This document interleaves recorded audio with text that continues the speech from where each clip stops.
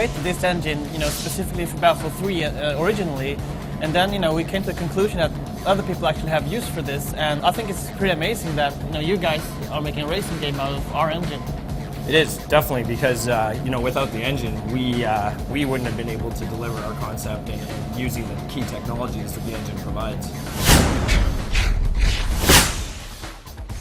Battlefield 3 is the true successor to Battlefield 2, we needed to make everything bigger and better, basically. So we needed to develop new technology for doing that. So one of those things is streaming the content into the maps. With that, we can build the biggest map we've ever done before. And I think that's something that you also benefit a lot from, right? Definitely. For Need for Speed, the concept that we went with, the coast-to-coast race, really couldn't have been built without scale. In order to pull off what we need to do, we basically doubled the length of our tracks. We quadrupled the number of textures, 4 times the number of objects. So the scale for us just wasn't achievable on our old engine. And it's the terrain system that you guys developed, obviously, that allows us to basically have our vistas that we have. When you drive down the highways, you can see for miles out in the desert, you can see for miles out in the mountains, and it really sells that sense of journey in Need for Speed. The destruction enables us now to do things that no one else is able to do, really. Like, just seeing other players from playing other shooters coming into Battlefield, where, when I play Battlefield now, it's natural for me to just go through the walls. So if I'm driving a tank and there's someone hiding behind the wall or a sniper somewhere far away, I'll just take out the whole building or, the wall that he's hiding behind. While, like, you say people that not used to playing Battlefield and they're trying to run around the walls all the time, and I'm just like laughing at them what they're doing. It's kind of cool to see how that also is implemented in Need for Speed. Yeah, for sure. In Need for Speed, it basically allowed us to create the epic journey we wanted to create for Jack as he's on this coast-to-coast race. Car racing has often been a very sterile environment, doing laps around a circuit. And as a genre, I don't think we've actually made the advancements that you guys have made yet. So for us, it was all about harnessing that power to create objects you smash through on shortcuts, or whether you're driving down Chicago and you're being chased by a helicopter and cars are blowing up and you're seeing pillars explode all along the drive. It really has allowed us to set the bar a little bit higher as a racing game across the board. So we wrote the whole rendering engine from scratch, and that enables us to have more light sources to make it more cinematic. We can do both indoor and outdoor lighting, so you see actually real shadows going around the game. And just with the destruction, we have all these explosions and the smoke coming out. We needed the particles, and the effects look really good as well, like really cinematic. And obviously, Frostbite rendering was very key for us in Need for Speed to be able to sell the epic nature of the journey from the west coast to the east coast. So, you have the beautiful vistas of Yosemite, you have the dust storms that you go through, you have the mountain passes and the billowing clouds of fog and snow, and that grand scale actually boils down to some of the smaller pieces that I think the players will pick up on, which is, the tire spray going through a thunderstorm in the plains and picking up the lighting off that.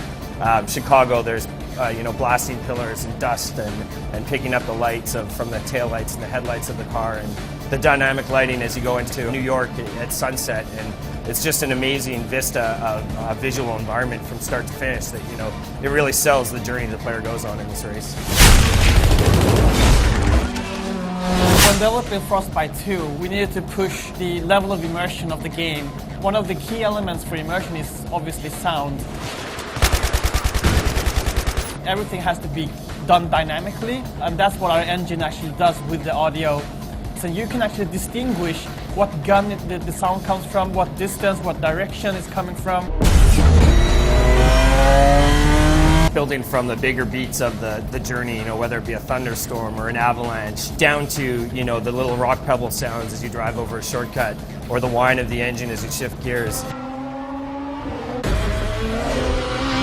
What it's allowed us to do is basically build more and more layers of sound. That the inputs are coming from the right places, and that as you pass by a given sound or explosion or hear something in the distance, that it feels right and it feels balanced, and you get the perception and that everything's working as a package.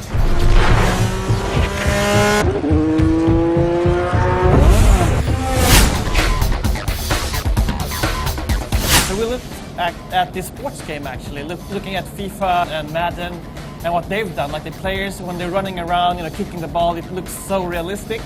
And imagine that we took that animation system and brought that into a shooter game. So when the soldiers are running around, gunning each other, It looks so fluid, so realistic. And then for us, we start the game at a very tense, cinematic moment, and Frostbite basically has allowed us to create that very human aspect, which is one of our key tenets for the game, and really bring the emotion out in Jack as he opens the game up.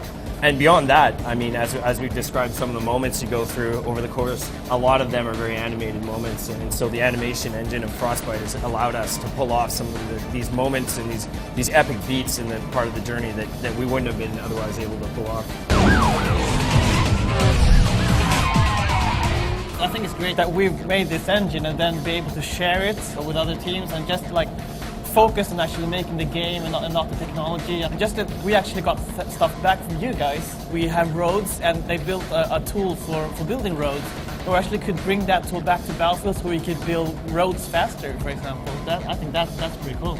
And then for us, we knew the game we wanted to make. We looked at a number of different options, and Frostbite 2 was the one that allowed us to develop the concept and build the game that we wanted to do.